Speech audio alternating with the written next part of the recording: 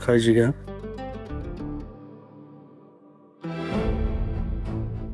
मी पुढे जातो, मग तुम्ही या मागणं.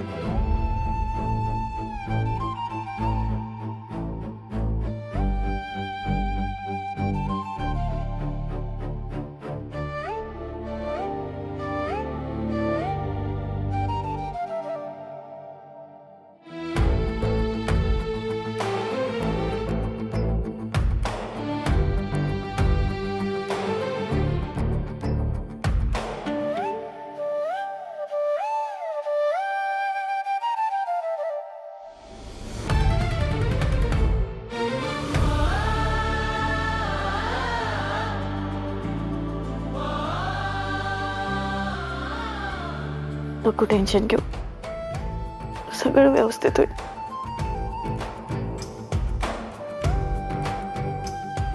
जा आता, नाहीतर तात्यासाहेबांना शंका येईल. बॅग घेतो.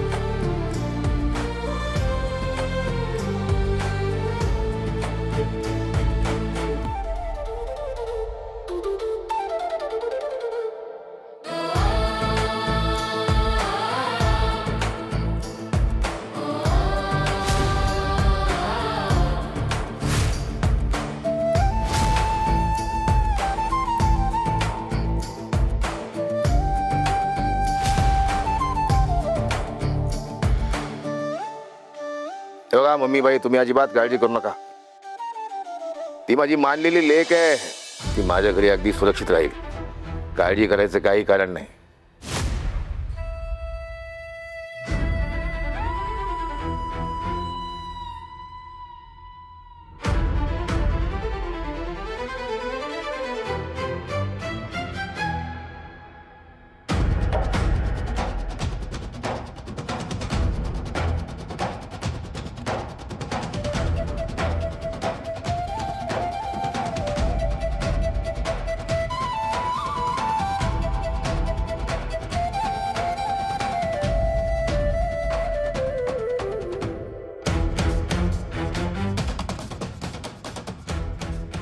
सगळं सामान घेतलं का चेक करा एकदा. परत तुमची आठवण नको राहायला या घरात.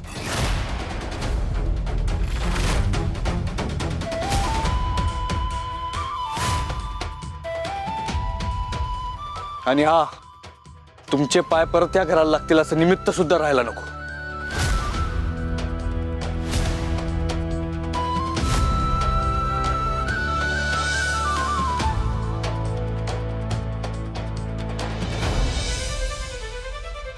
काळजी करू नको, सगळं घेतलंय. आणि काय राहिलंच तर खुशाल जाळून टाक.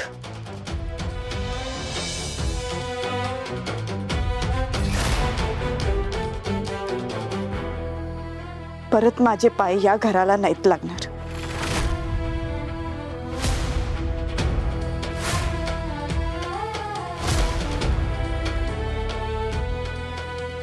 बघ मंजू, अजिबात घाबरू नकोस.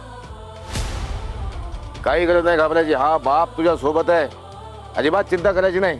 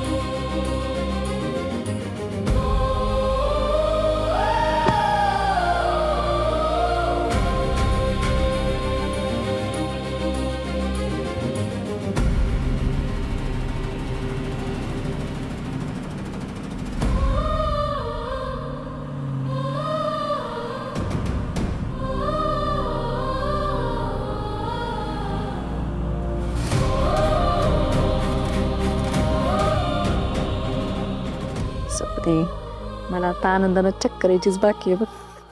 खरे हिथं नका पडू पण.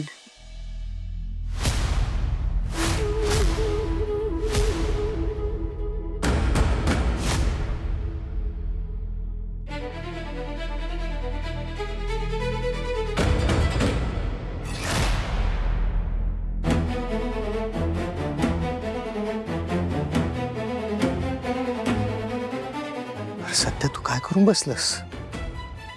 मंजूला घराच्या बाहेर काढलंस? अरे जी मंजू घरात नसताना तुझा जीव कसा विसवायचा ती सोबत नाही म्हणून तू खचून गेला होता आयुष्यात आणि तिला घराच्या बाहेर काढलंस. घरच्या लक्ष्मीला अशी वागणूक देतात? पप्पा उगाच मला दोष देऊ नका तुम्ही. मी घराबाहेर नाही काढलंय त्यांना, त्या स्वतः घर सोडून गेल्यात. तुम्ही तुमच्या डोळ्यांनी बघितलंय ना सगळं. आपल्या घराबद्दल जरा जरी आपले पण वाटत असतं ना त्यांना, तर अशा घर सोडून गेल्या नसत्या त्या. म्हणजे अरे तू रागाच्या भरात तिला काय काय बोललास माहिती आहे का तुला? अरे साहजिकच आहे तिला राग येणं. अरे ज्या पुरीने हे घर बांधून ठेवलं, घरातली तुटलेली नाती जोडली, त्याच पुरीला तू बाहेरच्या माणसासमोर बेईमान म्हणालास. अरे मग ती घर सोडून जाणारच ना. या सगळ्याला तू दोषी आहेस सत्या. ओ पेंटर, माझ्या लेकाचा काय दोष आहे ह्यात? काय दोष आहे सांगा की. बरोबरच बोलला तो. बेईमान बोलला ना तिला, मग काय चुकलं त्याचं? हायच ती बेईमान. आणि इतके दिवस घरात राहून घर जोडत नव्हती, घर फोडत होती ती. माझ्या लेकाच्यात भांडणं लावली तिनं. अजून काय काय केलं असतं कोणाच ठाऊक. तुम्ही तुमच्या डोळ्यावरची झापड जरा बाजूला काढा आणि डोळं नीट उघडं ठेवून बघा. समज ही जग काही तुमच्या चित्रातल्या रंगासारखं सुंदर नाही. एकदम बरोबर बोललीस मम्मी. आताचं जग एवढं सुंदर राहिलं नाही पप्पा. ज्या माणसांना आपण आपलं मानतो, ज्यांच्यावर जीवापाड प्रेम करतो ना, ती माणसं वेळ आले की आपलं खरं रूप दाखवतात आणि निघून जातात आपल्या आयुष्यात. आणि वाघमाऱ्यांनी बी तेच केलंय. आणि पप्पा, त्यांचं आपलं घर सोडून जाणं आपल्यासाठी चांगलंच आहे. विश्वास ठेवा माझ्यावर.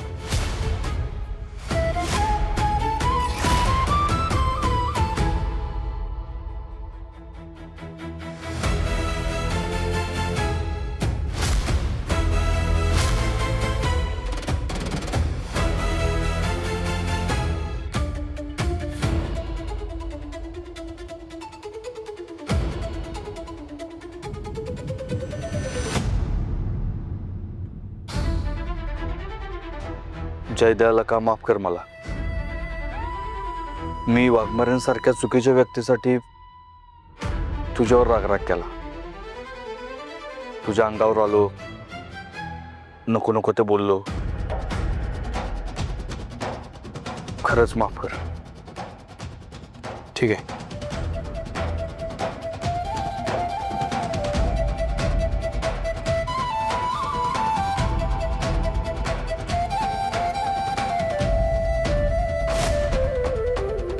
सो हॅलो गाईज, कसे आहात सगळे? स्वागत आहे तुमचं माझ्या नवीन ब्लॉग मध्ये. गाईज तुम्ही बघू शकता आमच्या भवानीनगर पोलीस स्टेशन मध्ये. भंडारी ब्रो पोच द्या. ए गोरी, तुला काय करायचंय ना ते कोपऱ्यात जाऊन कर. इथं वाट्यात उभी राहू नकोस. अरे तुला काही काम नाही पण आम्हाला काम आहे का? भंडारी ब्रो, भारती मावशी. नाहीतर काय, नुसतं मोबाईल मध्ये हॅ हू सुरू असतं. त्या मोबाईलला ना आग लावली पाहिजे तुमच्या, तरच सुधाराल तुम्ही. अगं बंद करतो मोबाईल आणि कामाला लाग.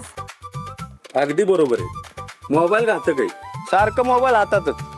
मी म्हणतो मोबाईल हातात पाहिजेच कशाला? ओ कांबळे, तुम्ही गप बसा. तुम्ही काय दुसरं करताय? काय बोलायचं हा? काही बोलू नका. झाला टाइमपास करून, हॅ हॅ ही हू करून झालं काय?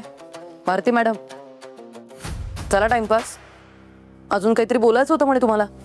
नाही मॅडम, आम्ही टाइमपास करत नव्हतो, कामच करत होतो. दिसलं मला. किती छान काम करत होतात ते सगळं दिसलं.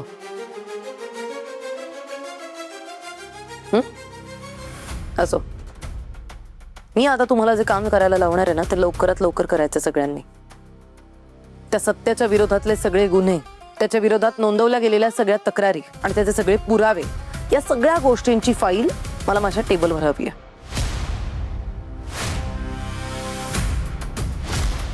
मॅडम सत्याच्या विरोधात गप्पा बसा. जरा त्या सत्याचं नाव घेतलं की लगेच सॉफ्ट कॉर्नर दिसायला लागतो तुमच्या चेहऱ्यावर.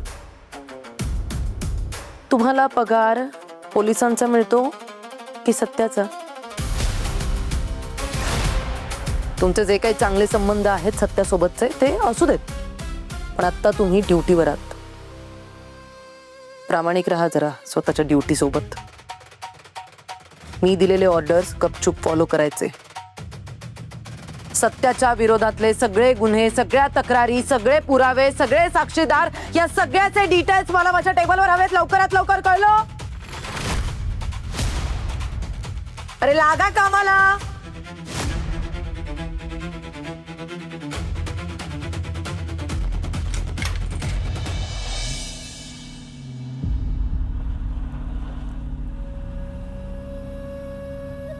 काय करू?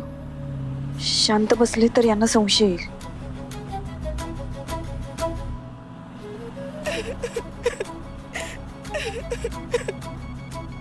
हे बघ मंजू, आता रडून काही उपयोग नाही. जे घडलं ते घडलं, ते आपण काय टाळू शकत नाही. काय वेळ पडली की रक्ताची नाती सुद्धा रंग बदलतात, त्याला आपण काय करणार?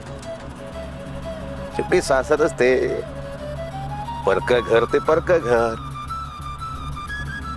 खरं बोलतोय तात्यासाहेब, पण मी काय याच्यासाठी काही कमी केलं नाही. या घराला आपलं म्हणलं, इथल्या लोकांना आपलं म्हणलं, पण आज मलाच.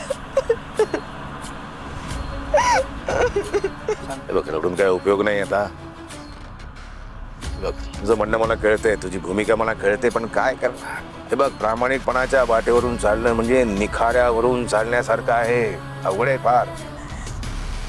पण तात्यासाहेब, तुम्ही का चालताय या रस्त्यावरनं माझ्या बरोबर?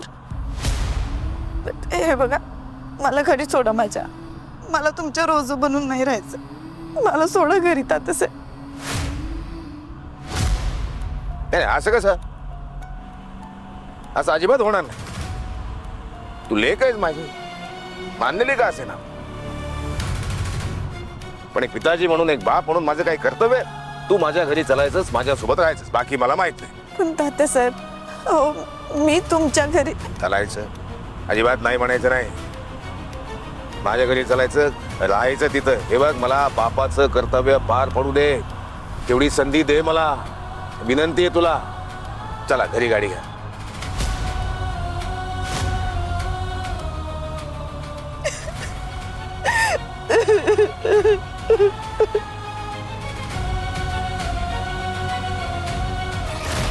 मी चालले खरे, पण कितपत प्लॅन सक्सेसफुल होईल काय माहिती.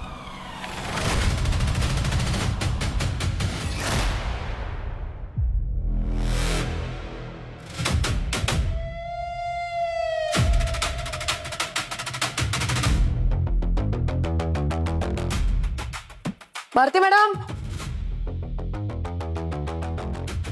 भारती मॅडम,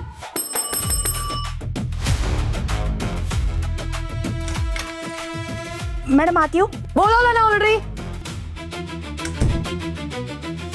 सॉरी मॅडम, सगळ्या फाईल्स परत चेक करत होते त्यामुळे वेळ लागला. त्या इकडे आता पटकन.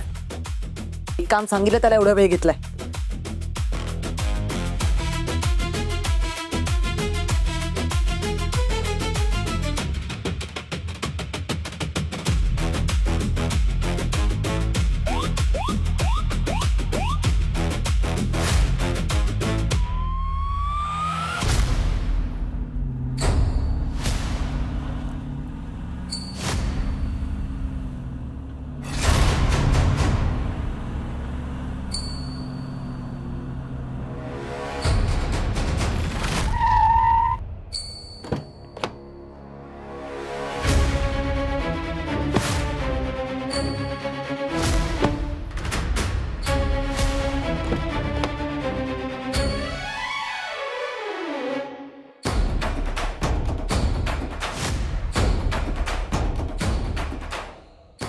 ये मंजू, हे आहे आपलं घर. हा, हळूहळू. हे आपलं घर. जा बस. हा हा हा, हळू हळू हळू हळूहळू. इथे इथे इथे सोपा. हा, हळूहळू. सुनंदा, जरा पाणी घेऊन ये. पाणी घेऊन ये जरा. हा, कामिनी ही माझी मुलगी. हा, हिची काळजी घ्यायची. दिसत नाही हिला आधार द्यायचा. पाणी झालं यानं वरच्या खोलीत घेऊन जायचं. चालेल मॅडम. ठीक आहे ताई.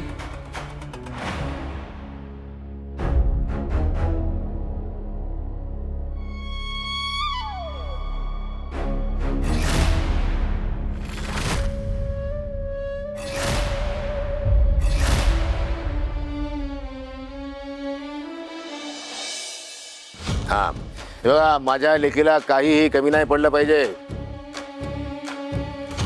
कुठलीही तक्रार आलेली मला अजिबात चालणार नाही. केवढं मोठं घर आहे तात्यासाहेबांचं. या घरात कशी शोधू मी ती फाईल? कसं शोधणार मालिनी मॅडमना?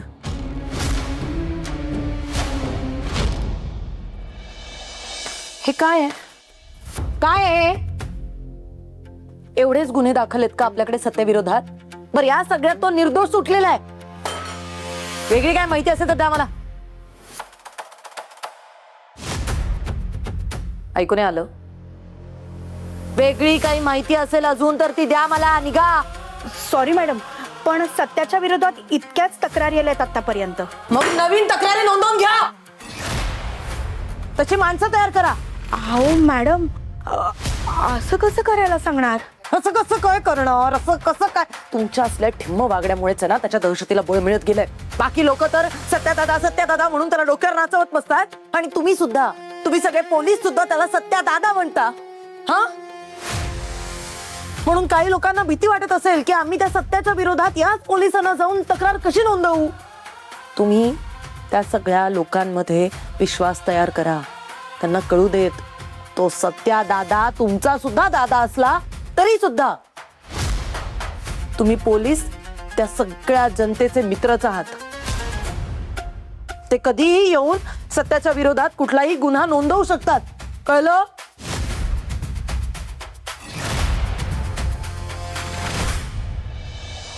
ओ ढिम्म भारती मॅडम, आता हे असंच तोंड बघत बसणार का माझं? त्या सत्याच्या विरोधात जास्तीत जास्त तक्रारी नोंदवून घ्या. जितके जास्त गुन्हे नोंदवता येतील त्याची सोय करा. बघा, जा, निघा आता, निघा. Yes madam.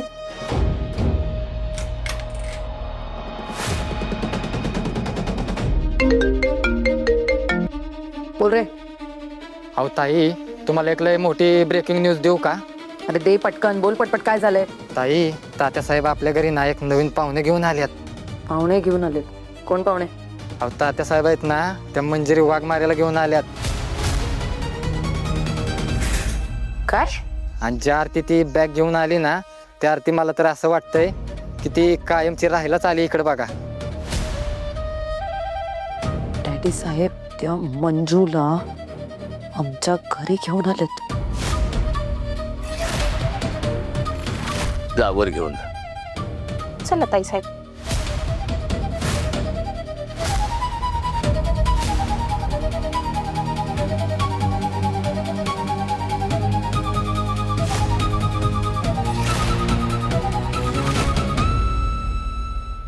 सावकाश.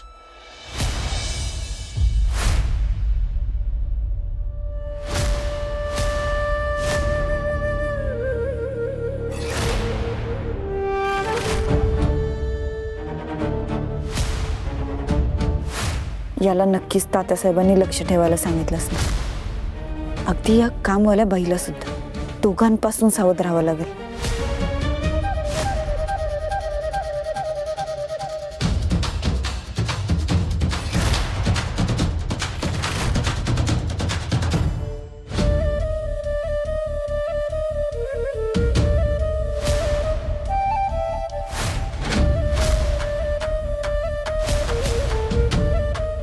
नक्की काय बघते?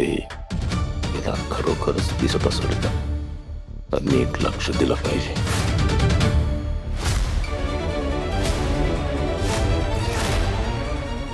हा मंजू, हे जे घर आहे तुमच्या माया पॅलेस इतकं मोठं नाहीये, पण आमचं मन फार मोठं आहे. नक्कीच तात्यासाहेब. लेकीच्या पडत्या काळात एक बापच तिच्या पाठीशी खंबीरपणे उभा राहतो हे दाखवून दिलं तुम्ही.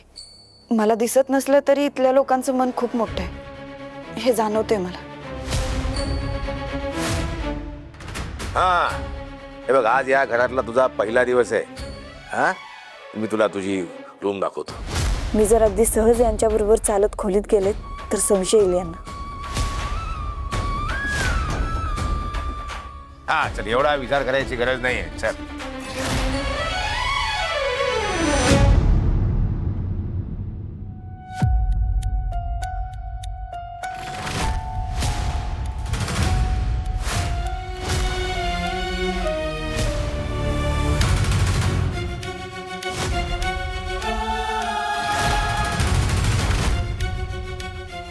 हे बघ मंजू, ही तुझी हक्काची खोली. आजपासून तुझं वास्तव्य इथं असेल. त्यांचं खाण्यापिण्या सगळं बघा, काही कमी नाही पडलं पाहिजे. हो तात्यासाहेब.